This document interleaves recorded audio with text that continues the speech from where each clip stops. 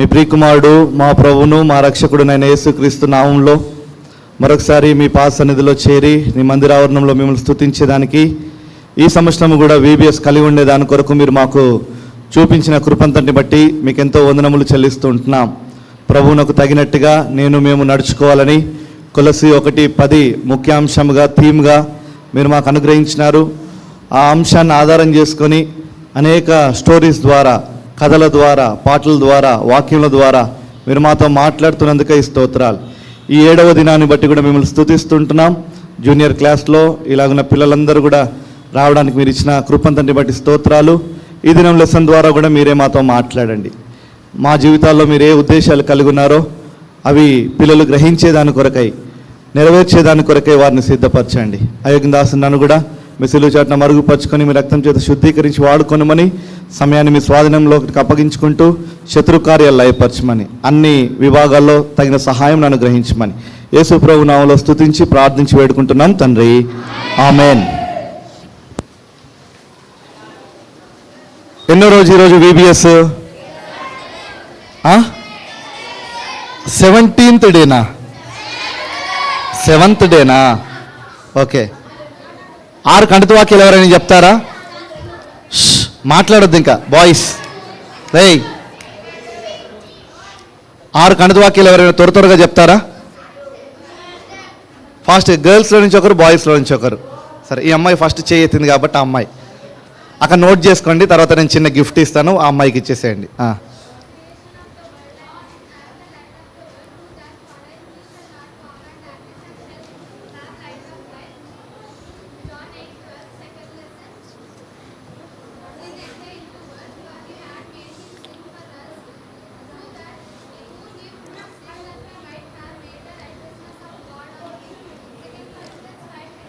వినండి రా boys.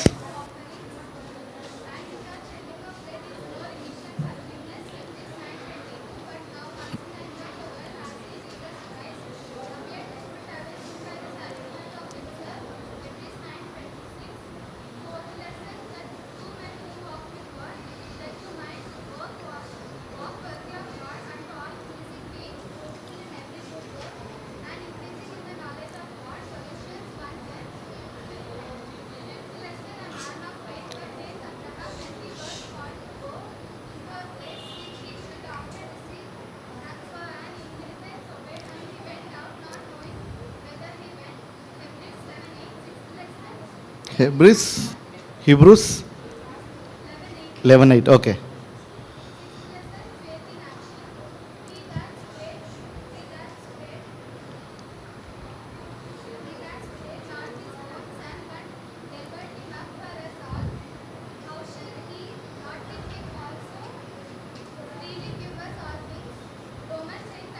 Okay, very good. Boys ఎవరైనా?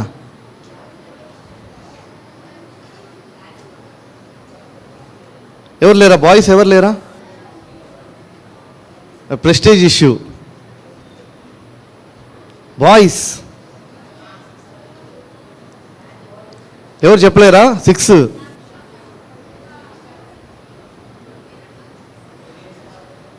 అయ్యో, సరే, ఆ అమ్మాయికి ఒక్కదానికే గిఫ్ట్ ఇస్తాను నేను, సరేనా? సరే, నిన్న ఏం లెసన్ నేర్చుకున్నాము? ఫెయిత్ ఇన్ యాక్షన్, విశ్వాసపు క్రియలు, లేదంటే విశ్వాసంతో కూడిన క్రియలు అని. అబ్రహాం జీవితంలో ఎలాగున దేవుని యందు విశ్వాసం ఉంచి గొప్ప గొప్ప కార్యాలు చేసినాడో ఆ విషయాలన్నీ కూడా నేర్చుకున్నాం కదా. అందులో ప్రాముఖ్యమైన ఒక విషయం ఏంటిదనంటే, అబ్రహాము విశ్వాసంతో తన కుమారుడైన ఇస్సాకును ఏం చేసినాడు? బలి ఇవ్వడానికి మోరియా పర్వతం మీదకి తీసుకొని వెళ్ళి ఆల్మోస్ట్ బలి ఇచ్చేసినాడు కదా. ఆల్మోస్ట్ బలి ఇచ్చేసినాడు. అయితే దేవుడు ఏం చేసినాడు? ఇస్సాకును బలి ఇవ్వకుండా ఆయనకు ఆల్టర్నేట్గా, ఆయనకు మరి వేరొక రూపంలో ఒక గొర్రె పిల్లను, ఒక పొట్టేలును దేవుడు అబ్రహామునకు ఇచ్చినాడు కదా. అది నిన్నటి దినాన మనము చూసిన లెసన్. సరే, ఇప్పుడు ఈ ఇస్సాకు పెద్దవాడైపోయినాడు. అప్పుడేమో చిన్న బాలుడిలాగా ఉన్నాడు. ఇప్పుడేమో ఇస్సాకు ఏమైపోయినాడు? చాలా పెద్దవాడైపోయినాడు. ఎంత పెద్దవాడైపోయినాడంటే ఈరోజు ఇస్సాకుకు పెళ్లి చేద్దాం మనం, సరేనా? ఏం చేద్దాం? అంత పెద్దవాడు అయిపోయినాడు కాబట్టి ఏం చేయాలి? ఈరోజు పెళ్లి కుమార్తెను వెతికేదాని కొరకు ఎవరినైనా పంపిద్దాం, సరేనా? ఈరోజు మన లెసన్ పేరు ఏంటిదనంటే ఇస్సాకు పెండ్లి కుమార్తెను పొందుట. చెప్పండి, ఇస్సాకు పెండ్లి కుమార్తెను పొందుట. ఐజక్ టేక్స్ ఏ బ్రైడ్. ఐజక్ టేక్స్ ఏ బ్రైడ్. బ్రైబ్ కాదు, బ్రైడ్. బ్రైబ్ తీసుకోలే ఇస్సాకు. సరే, ఈ ఇస్సాకు ఇప్పుడు చాలా పెద్దవాడైనాడు. మీరు కూడా పెరిగి పెరిగి పెరిగి పెరిగి పెద్దవాళ్ళు అవుతుంటారు. పెద్దగా అయిన తర్వాత మీరు ఏం చేస్తారనంటే మమ్మీ డాడీ మాట అస్సలు వినరు కదా. ఇప్పుడు టీచర్స్ చెప్పిన మాట కూడా వినట్లేదు. రేయ్ సైలెంట్గా ఉండండి అని ఎవరైనా చెబితే ఏం చేస్తున్నారు? మాట్లాడుతూనే ఉన్నారు. ఆంటీ వాళ్ళు, అక్క వాళ్ళు, అన్న వాళ్ళు అందరూ వెనకాల నుంచి చూసి మీ దగ్గరకు వచ్చి అమ్మా అల్లరి చేయొద్దు, మాట్లాడొద్దు అని చెప్తా ఉంటే మీరేం చేస్తూ ఉన్నారు? అల్లరి చేస్తూనే ఉన్నారు, మాట వినట్లేదు. అయితే ఇస్సాకు అట్లా లేడు. ఇస్సాకు ఏం చేసినాడంటే వాళ్ళ మమ్మీ డాడీని ఎంతో ప్రేమించినాడు. ఇస్సాకు ఏం చేసినాడు? వాళ్ళ మమ్మీ డాడీ ఎవరు చెప్పండి? ఇస్సాకు ఒక మమ్మీ డాడీ అబ్రహాము, శారా. వాళ్ళ మమ్మీ డాడీని ఎంతో ప్రేమించినాడు, వాళ్ళకి ఎంతో లోబడి ఉన్నాడు. కాబట్టి మనము కూడా దేవుని బిడలంగా, ఇందాక కింద అన్న ఎంతమంది యేసు ప్రభువుని సొంత రక్షకునిగా అంగీకరించినారంటే చాలామంది చేతులు ఎత్తినారు, నేను చూసినాను కదా. చాలామంది చేతులు ఎత్తినారు. కానీ రక్షణ పొందినాం, మారుమనసు పొందినాం అని మనం చెప్పుకుంటాం. కానీ మనం ఏం చేయమనంటే దేవునికి లోబడము, మమ్మీ డాడీ వాళ్ళకు లోబడము, సండే స్కూల్ టీచర్స్కి లోబడము, వాళ్ళని మనము ప్రేమించాం కదా. అయితే ఇస్సాకు మాత్రము సండే స్కూల్ టీచర్స్ని కానీ, మమ్మీ డాడీని కానీ, దేవుణ్ణి కానీ ఎంతో ప్రేమించినాడు, వారికి ఎంతో లోబడున్నాడు. కాబట్టి ఇస్సాకులాగా మీరు కూడా ఏం చేయాలా? దేవుణ్ణి ప్రేమించాలి. అందుకొరకే ఒక 2 క్వశ్చన్స్ మీకు వేసినాను ఇక్కడ. మీరు మీ దేవుడిని ఇస్సాకులాగా ప్రేమిస్తున్నారా? దేవుణ్ణి ప్రేమిస్తున్నారా? మీరు దేవుణ్ణి ప్రేమిస్తే మరి మాట వినాలి కదా. ఇస్సాకులాగా మీ తల్లిదండ్రులను ప్రేమించి వారికి లోబడుతున్నారా? చూడండి, చాలామంది దగ్గర ఆన్సర్ లేదు. ఇప్పుడు ఎస్ అంటే నేను మీ ఇంటికి వస్తా, ఈరోజు మీ మమ్మీ డాడీని అడుగుతా, సరేనా? మాట వింటున్నాడా, ప్రేమిస్తున్నాడా మీ అబ్బాయి అని వచ్చి అడుగుతారు. అప్పుడు చెప్తారు మీ మమ్మీ డాడీ నిజంగా లోబడుతున్నాడా లేదా అని. సరే, ఇస్సాకు అయితే తాను లోబడినట్టుగా, దేవుణ్ణి ప్రేమించినట్టుగా మనము చూస్తూ ఉన్నాం. కాబట్టి ఇప్పుడు ఇస్సాకుకు ఏం చేయాలా? పెళ్లి చేయాలి. సరే, ఈ పెళ్లి చేయకముందు ఏమైందనంటే ఇస్సాకు వాళ్ళ మమ్మీ శారా, అబ్రహాం యొక్క భార్య శారా చనిపోయిందనమాట. చనిపోతే చాలా దుఃఖం కదా, ఎవరైనా చనిపోతే మన వాళ్ళు. అట్లాగే అబ్రహాం దుఃఖపడుతున్నాడు, ఇస్సాకు దుఃఖపడుతున్నాడు, ఒంటరితనంలో ఉన్నాడు. అయ్యో మా మమ్మీ లేదే అని చాలా బాధలో, నిరాశలో ఉంటే అప్పుడు అబ్రహాం ఏం చేసినాడంటే, సరే ఇప్పుడు ఇస్సాకు పెద్దవాడైనాడు కదా, చాలా వాళ్ళ మమ్మీ లేదని చాలా బాధపడుతున్నాడు కాబట్టి ఇప్పుడు నేనేం చేస్తానంటే ఇస్సాకుకు పెళ్లి చేస్తాను. ఇస్సాకుకు పెళ్లి చేయాలి. పెళ్లి చేయాలంటే ఎవరు కావాలా? ఒక అమ్మాయి కావాలి కదా, ఒక స్త్రీ కావాలా, ఒక కన్యక కావాలి. కాబట్టి ఇప్పుడు నేనేం చేస్తానంటే ఒక అమ్మాయిని నేను ఏర్పరచుకుంటాను. ఆ అమ్మాయిని ఇస్సాకుకు భార్యగా నేను చేస్తాను అని చెప్పి అనుకొని ఆ ఏరియా అంతా చూసి వచ్చినాడంట అబ్రహాం. ఆ ఏరియా అంతా చూసి వస్తే అమ్మాయిలు అయితే చాలా బాగానే ఉన్నారు, కానీ వాళ్ళందరూ కానాను దేశములో అందరూ కూడా దేవుని ఎరగని వారు ఉన్నారు, దేవునికి విధేయత చూపించని వారు ఉన్నారు. చూడ్డానికేమో చాలా చక్కగా ఉన్నారు, కానీ వారు విగ్రహారాధనతో కూడినటువంటి బిడ్డలుగా ఉన్నారు. కాబట్టి ఇలాంటి బిడ్డలను నా కుమారుడికి నేను వివాహం చేయను. కాబట్టి అబ్రహాము ఇస్సాకు కొరకు చాలా శ్రేష్టమైన దాన్ని, ఉత్తమమైన దాన్ని, మంచి దానిని, ది బెస్ట్ వైఫ్ని ఇస్సాకు కొరకు తీసుకొని రావాలని చాలా ప్రాంతాలు వెతికినాడు, కానీ ఎక్కడ కూడా ఆయనకు ఎవరు దొరకలేదు. అయితే ఆయనకు ఒక ఆలోచన వచ్చింది. ఏం ఆలోచన వచ్చిందనంటే, నేను ఉండి వచ్చిన ఊరు, ఏం ఊరు అది? నాహోరు అనే పట్టణం. అబ్రహాం ఎక్కడి నుంచి వచ్చినాడు? మీరు 5th లెసన్లో నేర్చుకున్నారు కదా. అబ్రహాము తన ఇంటి నుండి, తన తల్లిదండ్రుల నుండి అన్నీ వదిలేసి బయలుదేరి వచ్చినాడు. ఎక్కడి నుంచి? నాహోరు అనేటటువంటి పట్టణం నుండి, కల్దీల దేశము ఊరు అనే ప్రాంతం నుంచి ఆయన కానాను దేశానికి దేవుడు వెళ్ళమంటే వచ్చినాడు. అలాగున ఇక్కడ ఎవ్వరు నా కొడుకుకి సంబంధించిన మంచివారు ఎవ్వరు కూడా లేరు. కాబట్టి నేనేం చేస్తానంటే నా కొరకు ఉత్తమమైనటువంటి దానిని నేను ఎంచుకుంటాను అని చెప్పి ఆయన వాళ్ళ ఇంటి వారి గురించి ఆలోచన చేసినాడు. కాబట్టి అబ్రహాము తన కుమారుడైనటువంటి ఇస్సాకు విషయంలో శ్రేష్టమైన దానిని, మంచి దానిని, ఉత్తమమైనటువంటి దానిని ఎన్నుకోవాలని తాను ఆశపడితే మన జీవితంలో కూడా మనకు కూడా మంచిది కావాలి కదా. ఏదైనా ది బెస్ట్ కావాలని కోరుకుంటారు కదా. ఎవరికైనా వేస్ట్ది కావాలా? వేస్ట్ది ఎవరికి వద్దు కదా. అందరికీ మంచిది కావాలి. చినిగిపోయిన బట్టలు ఇస్తే మీరు తొడుక్కుంటారా? ఏమంటారు? మమ్మీ డాడీ మంచిది, షాప్లో మంచిది, మంచి కాస్ట్లీది, ఏదైనా సరే కదా. ఏ వస్తువు మనం కొనుక్కున్నా సరే ఏం చేస్తాము? ది బెస్ట్ మనం చూస్ చేసుకుంటాం. షాప్కి వెళ్ళిన తర్వాత కూడా మన దగ్గర ఉన్న బడ్జెట్లో, మన దగ్గర ఉన్న డబ్బులతో దొరికిన వాటిల్లో మంచి దాన్ని చూసుకొని మనము తీసుకొని కొనుక్కొని వస్తాం. అలాగనే అబ్రహాం కూడా ఏం చేసినాడనంటే తన కొడుకుకు ది బెస్ట్, మంచి అమ్మాయిని తీసుకొని రావాలని చెప్పి ఏం చేసినాడనంటే తన ఇంట్లో ఒక దాసుడు ఉన్నాడు. ఆయన తన దాసులందరిలో కూడా పెద్దవాడు. ఇంట్లో చాలామంది పని వాళ్ళు ఉన్నారు. ఆ పని వాళ్ళందరికీ పెద్ద ఎవరు అనంటే ఆయన పేరు ఎలియాజర్. ఏం పేరు? ఎలియాజర్. ఏం పేరు చెప్పండి గట్టిగా? ఎలియాజర్. చూడండి, అబ్రహాం అక్కడ కూర్చున్నాడు డేరాలో, మంచిగా కూర్చొని ఎలియాజర్ని పిలిపించినాడు.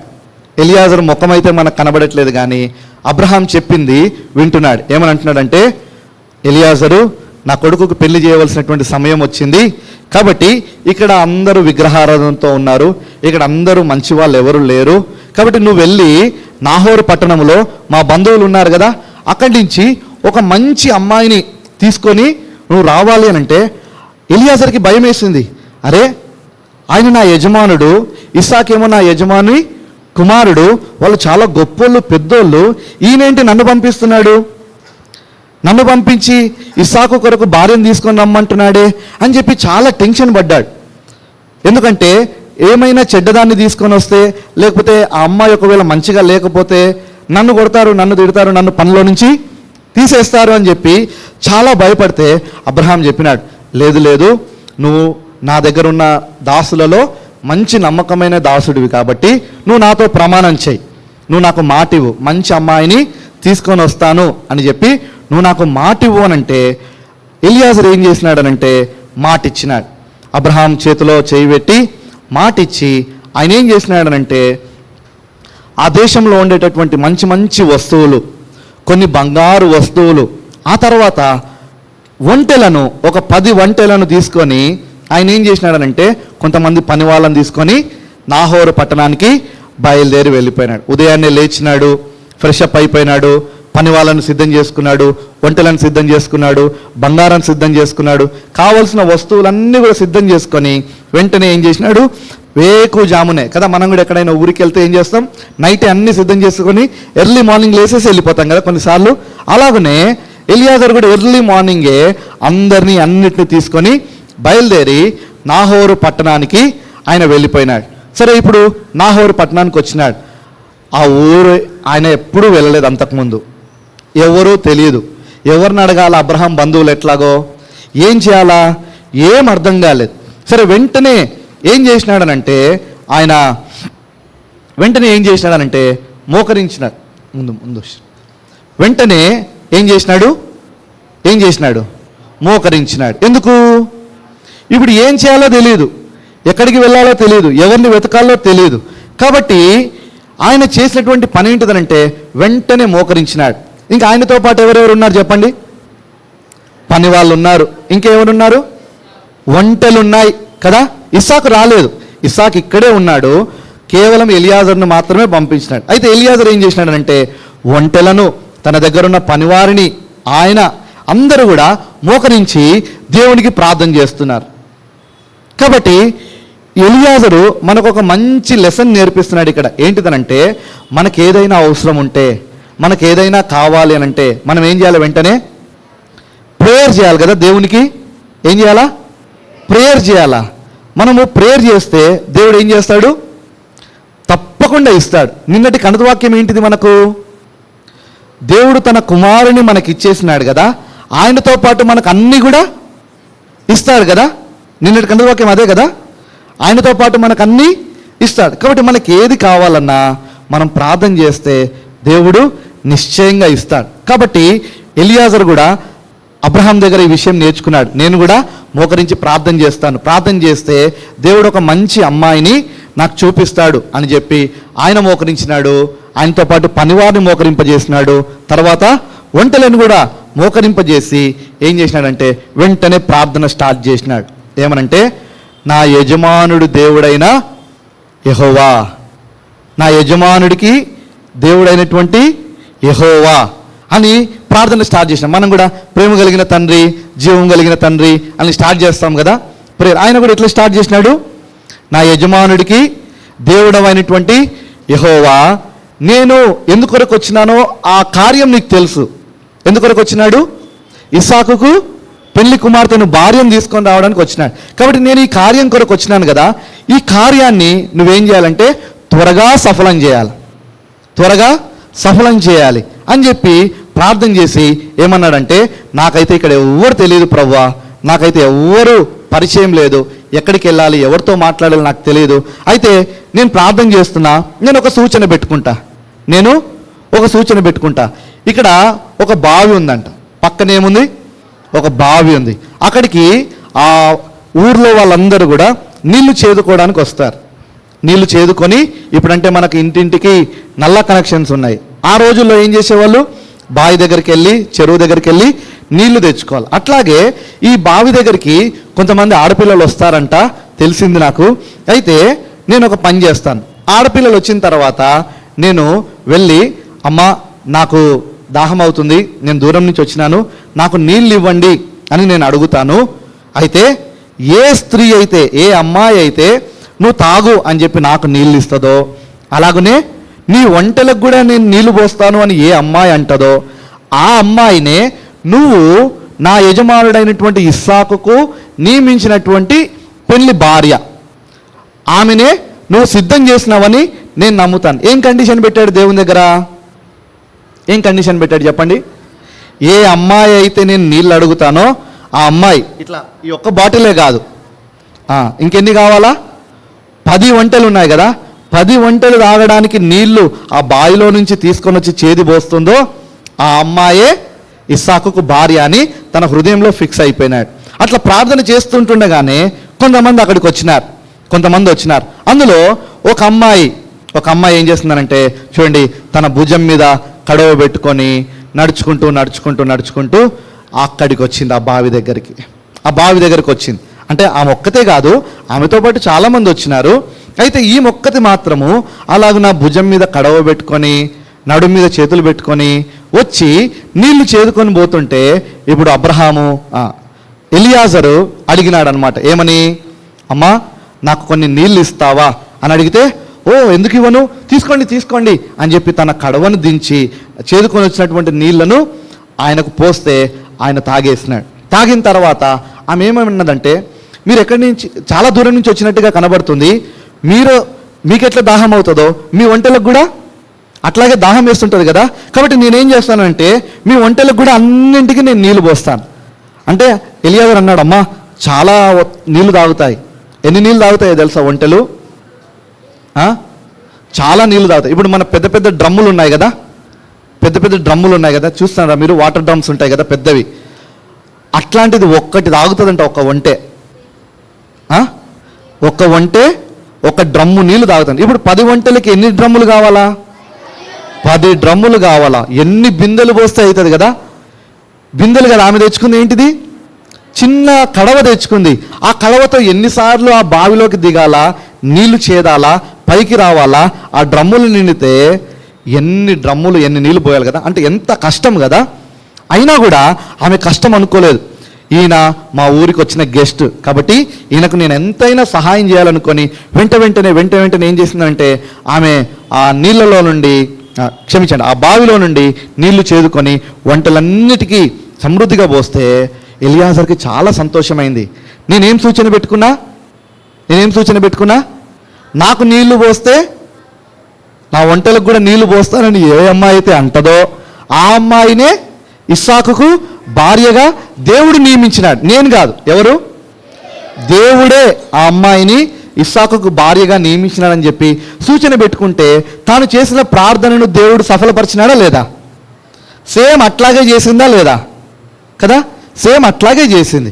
కాబట్టి ఇప్పుడు ఎలియాజర్ ఏం చేసినాడంటే చాలా సంతోషించి వెంటనే ఆమె చేసిన పనికి తన దగ్గర ఉన్నటువంటి బంగారం తీసుకొని ఆమెకు కొంత గిఫ్ట్ ఇచ్చినాడు. ఆమె వద్దండి అన్నా కూడా లేదు నువ్వు చాలా హెల్ప్ చేసినావు, మాకు ఈ గిఫ్ట్ పెట్టుకో అని చెప్పి ఆమెను అడిగినాడు. మరి నా దగ్గర వంటలు ఉన్నాయి, నేనున్నాను, నా దగ్గర పనివాళ్ళు ఉన్నారు, మరి ఈ రాత్రికి మేము మీ ఇంటికి రావాలనుకుంటున్నాం, నువ్వు ఎవరి కుమార్తెవు, ఎక్కడుంటావు, నీ పేరు ఏం పేరు అని అడిగితే ఆమె ఏం చెప్పిందనంటే నా పేరు రెబ్కా. ఏం చెప్పింది? నా పేరు రెబ్కా, నేను బెతవెన్ కుమార్తెను, లాబాను యొక్క చెల్లెలను అని చెప్పగానే ఎలియాజర్కి ఇంకా సంతోషం వేసింది. ఎందుకు? ఎగ్జాక్ట్గా ఈ అమ్మాయి అబ్రహాము యొక్క బంధువు అవుతుంది.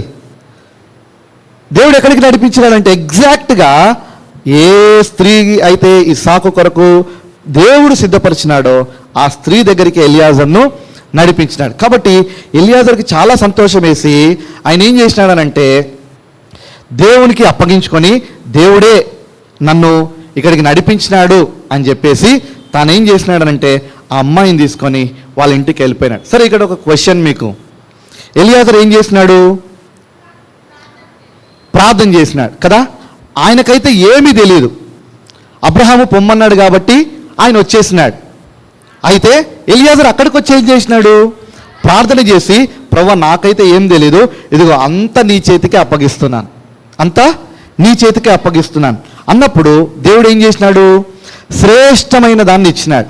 రిబ్కా గురించి రాయబడింది, ఆమె చాలా అందమైన స్త్రీ అంట, చాలా చురుకైనటువంటి స్త్రీ అంట, చాలా చక్కనిది, ఒక మంచి కన్యక అని దేవుని యొక్క వాక్యములో ఆదికాండం 24వ అధ్యాయం అంతా కూడా ఈ వృత్తాంతము లేదంటే ఈ సంఘటన, ఇప్పుడు నేను చెప్పే స్టోరీ అంతా కూడా మీకు జెనసిస్ చాప్టర్ 24లో కనిపిస్తుంది.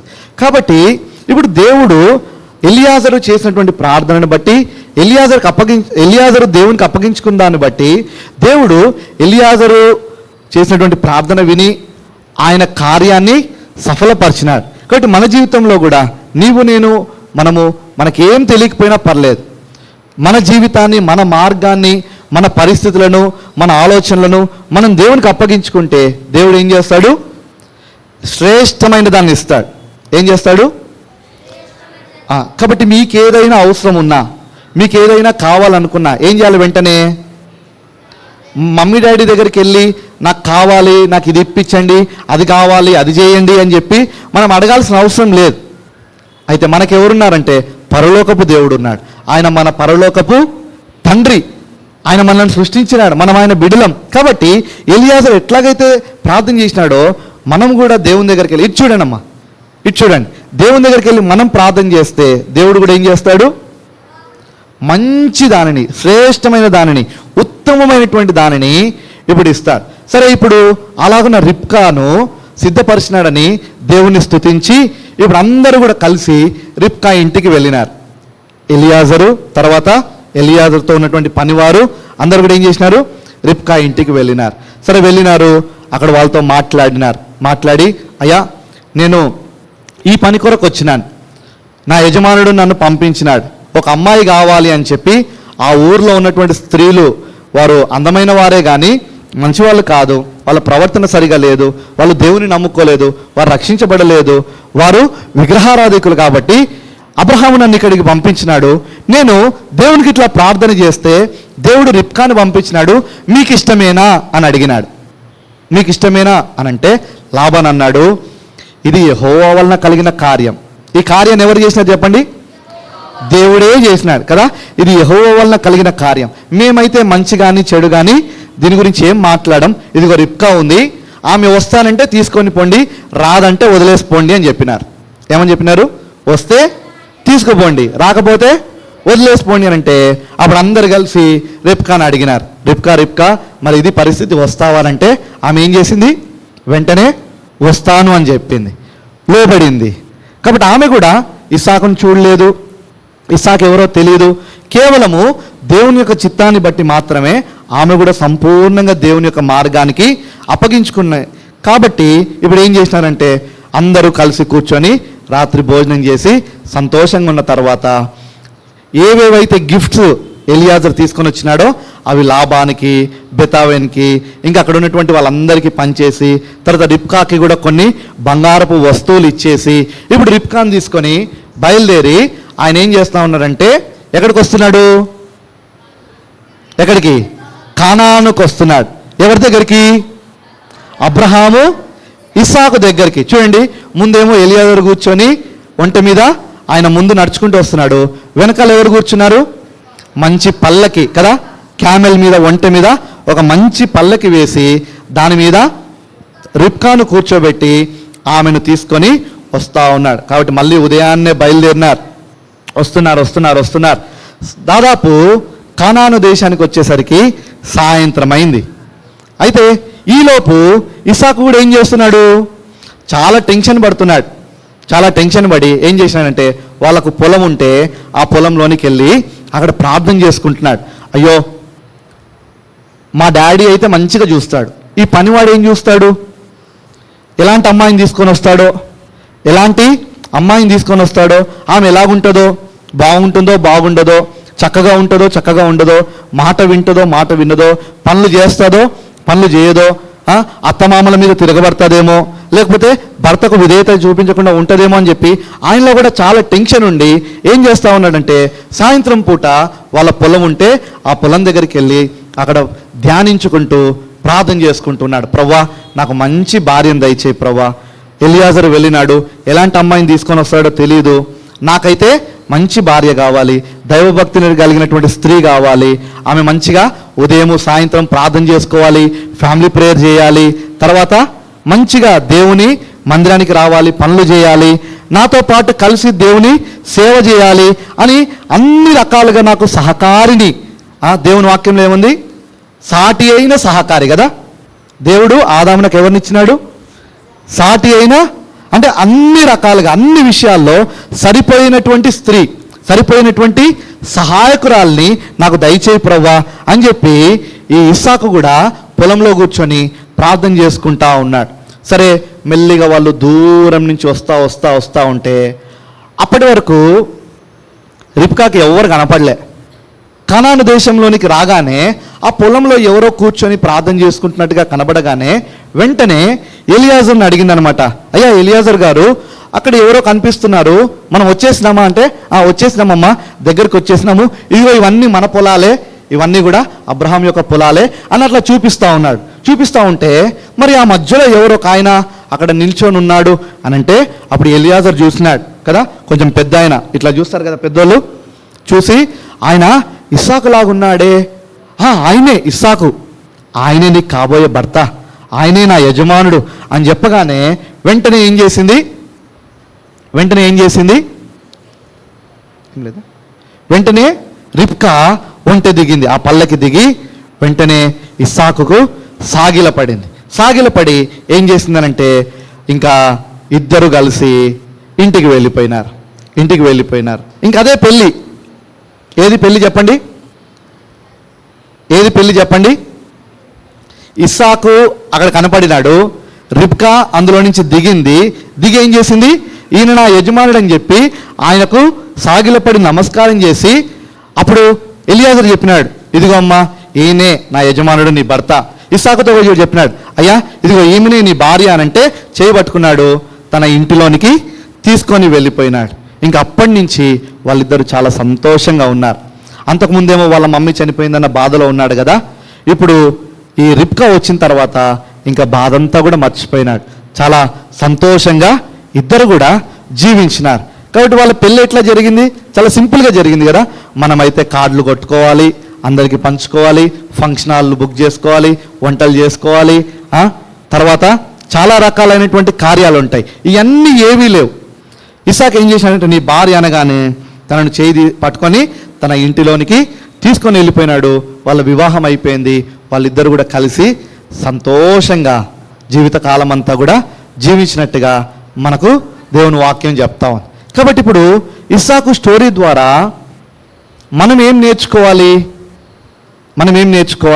అని అంటే మన జీవితాన్ని దేవునికి సంపూర్తిగా మనం అప్పగించుకోవాలి. ఏం చేయాలా? దేవునికి సంపూర్తిగా అప్పగించుకుంటే దేవుడు ఏం చేస్తాడు?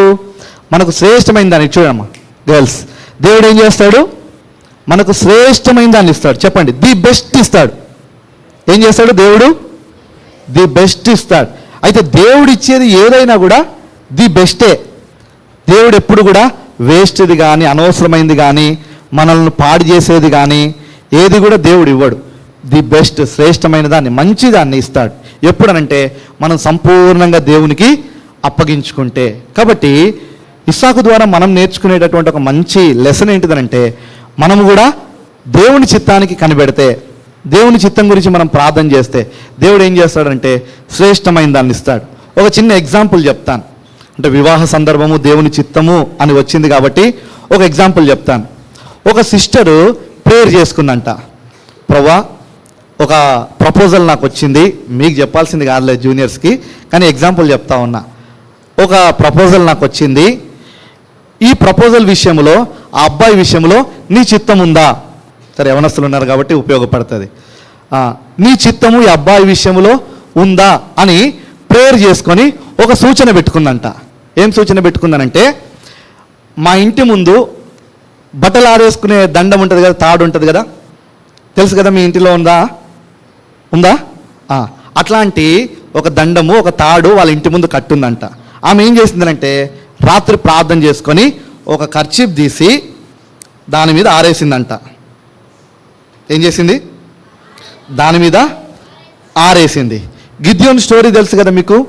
గిద్యోని ఏం చేసినాడు? దేవాన్ని చిత్తం అయితే అంత మంచు పడాలా, ఈ చర్మం మీద మాత్రం పడొద్దు ఒకసారి. రెండోసారి ఏం చేసినాడు? ఈ చర్మం మీద మాత్రమే పడాలా, ఎక్కడ కూడా మంచు పడొద్దు అని ప్రార్థన చేసుకున్నాడు కదా. ఆమె కూడా ఏం చేసిందంటే ఈ కర్చీఫ్ని దండం మీద ఆరేసి, ప్రభువా, నిజంగా ఈ అబ్బాయి నీ చిత్తం అయితే ఉదయానికల్లా ఈ కర్చీఫ్ తడిసి ఉండాలా. నిజంగా జరిగిన స్టోరీ. ఏం చేసింది? ఉదయానికల్లా ఈ కర్చీపు తడిసి ఉండాలా. రాత్రి ఆరిపోయింది. ఉదయం లేస్తాను నేను 5 గంటలకు లేచి ప్రార్థన చేసుకొని వెళ్ళి కర్చీఫ్ని చూస్తాను అని చెప్పి ప్రార్థన చేసుకొని దండం మీద కర్చీఫ్ ఆరేసి పడుకుందంట. ఉదయం 5 గంటలకు లేచేసరికి కర్చీఫ్ తడుస్తుంది. ఎట్లుంది? కర్చీపు తడుస్తుంది. అరే, వర్షం పడలేదు, మంచు లేదు, ఎట్లా తడుస్తుంది? సరే, మొత్తానికి ఆమె ఏం ప్రార్థన చేసింది? ఉదయం లేచేసరికి తడిచి ఉంటే ఈ అబ్బాయి విషయంలో దేవుని చిత్తము, నేను ప్రొసీడ్ అయ్యి పెళ్లి చేసుకుంటానని.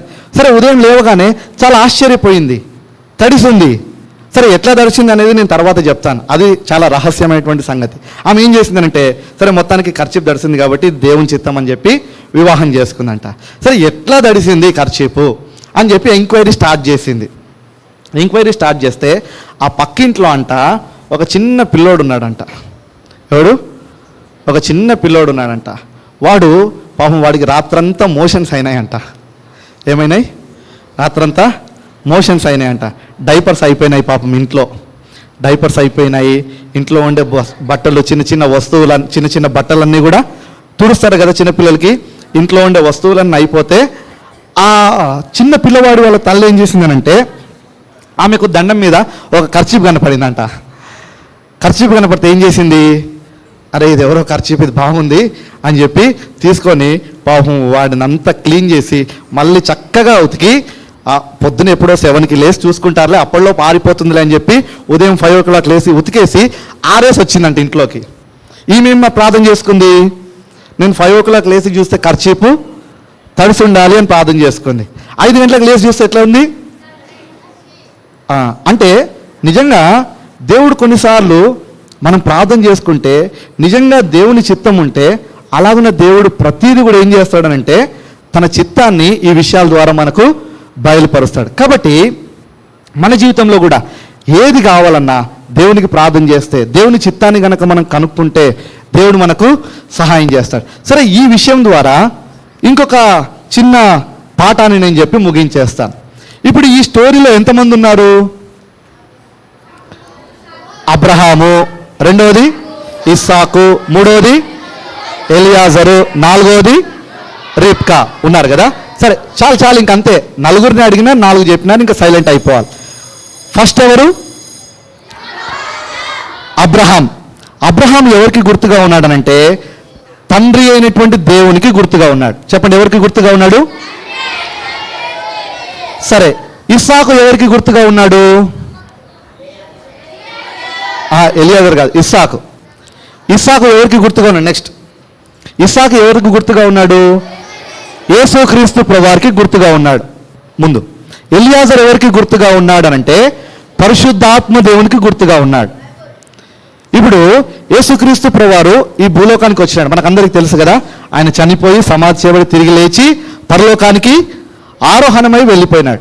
ఇప్పుడు యేసుక్రీస్తు ప్రభువారు దేవునికి కుమారుడు. కాబట్టి ఇప్పుడు యేసుక్రీస్తు ప్రభువారికి కూడా వివాహం చేయాలి. వివాహం చేయాలంటే ఎవరు కావాలి? వినండి, అయిపోయింది. రిబ్కా కావాలి కదా. ఇస్సాకుకి ఎవరు కావాలా? రిబ్కా అవసరమైనట్టే యేసుక్రీస్తు ప్రభువారికి కూడా ఒక రిబ్కా కావాలి. రిబ్కా ఎవరు అంటే మనమే ఆ రిబ్కా.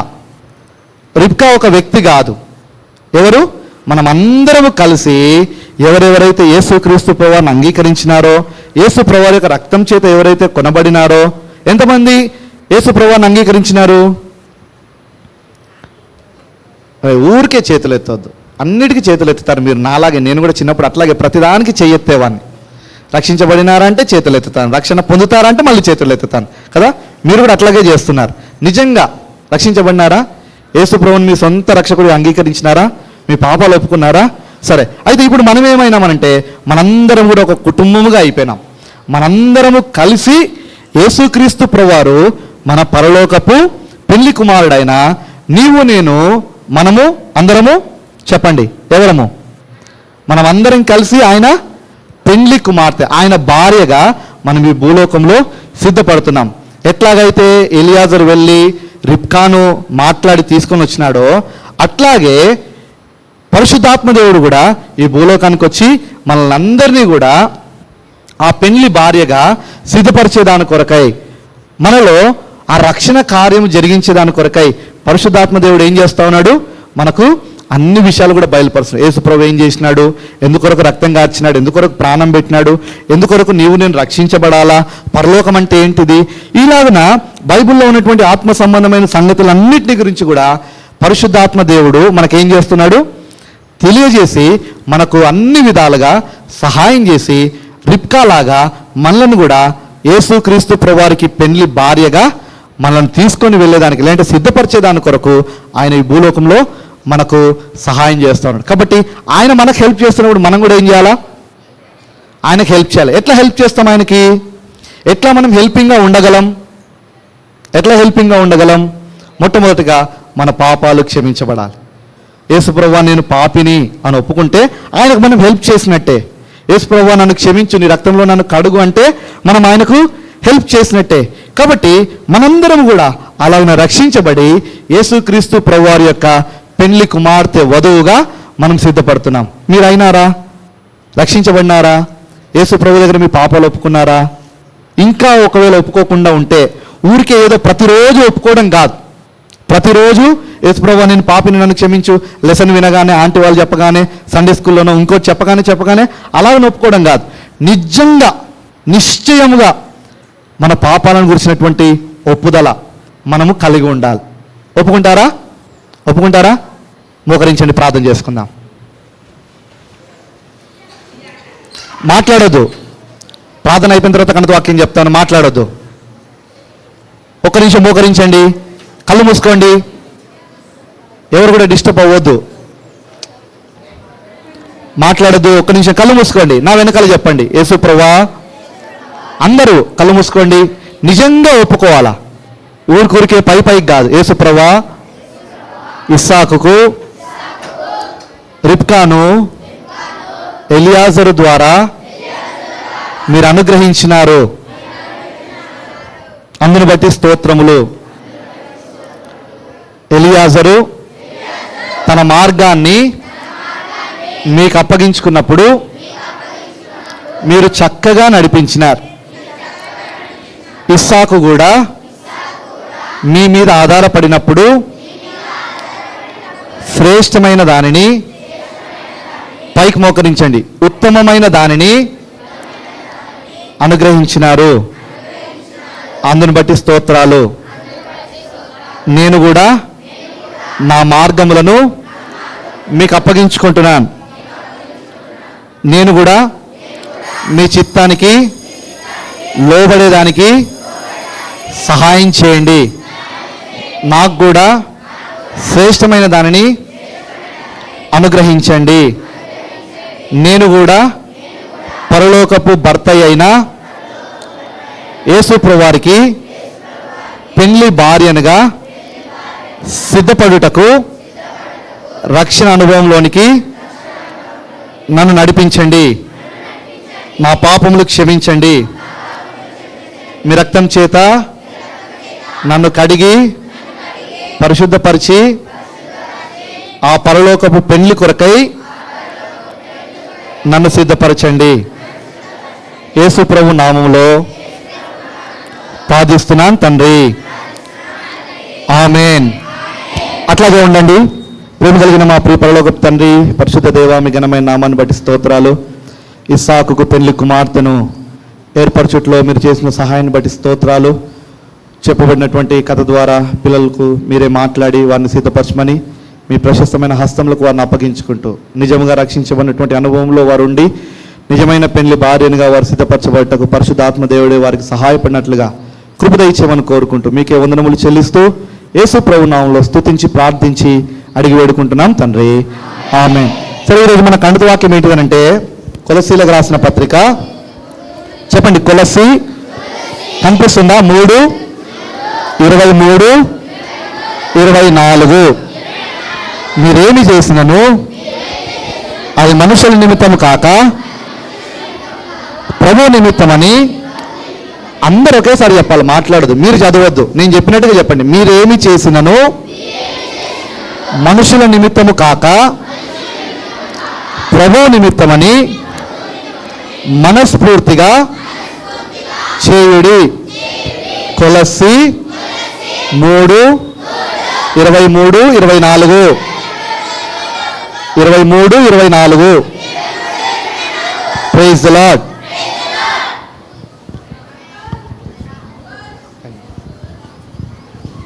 ప్రైజ్ లార్డ్ పిల్లలు, బాగున్నారా?